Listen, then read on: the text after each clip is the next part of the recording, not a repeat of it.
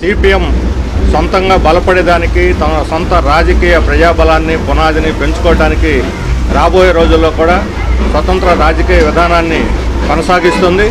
ఈరోజు మన రాష్ట్రానికి ఒక కొత్త ప్రమాదం ముంచుకొచ్చింది. తెలుగుదేశంతో పాటు పొత్తులో ఉన్నటువంటి బీజేపీ ఈ రాష్ట్ర ప్రజల యొక్క ఆదరణ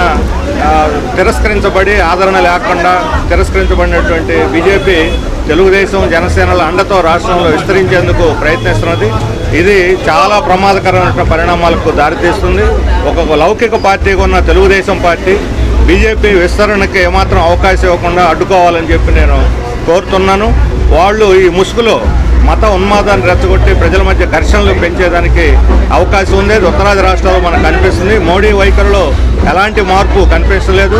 పైగా మన రాష్ట్రానికి ప్రత్యేక హోదా ఈ ఎన్నికల తర్వాత కూడా ఇన్ని అనుభవాల తర్వాత కూడా బీహార్ వాళ్ళు ప్రత్యేక హోదా కావాలని నితీష్ కుమార్ కోరాడు. ఆ కూటమిలో భాగస్వామిగా ఉండి మనకన్నా తెలుగుదేశం కన్నా కూడా తక్కువ సీట్లు ఉన్నటువంటి జేడీయూ ప్రత్యేక హోదా కోరినా తెలుగుదేశం పార్టీ ఎక్కువ సీట్లు ఉండి కూడా మన రాష్ట్రానికి ప్రత్యేక హోదా కోరకుండా దానితో అడ్జస్ట్ అయిపోదాం, నిధులు తెచ్చుకుందామని చంద్రబాబు నాయుడు గారు చెప్పడం అనేది చాలా విచారకరమైనటువంటి విషయం.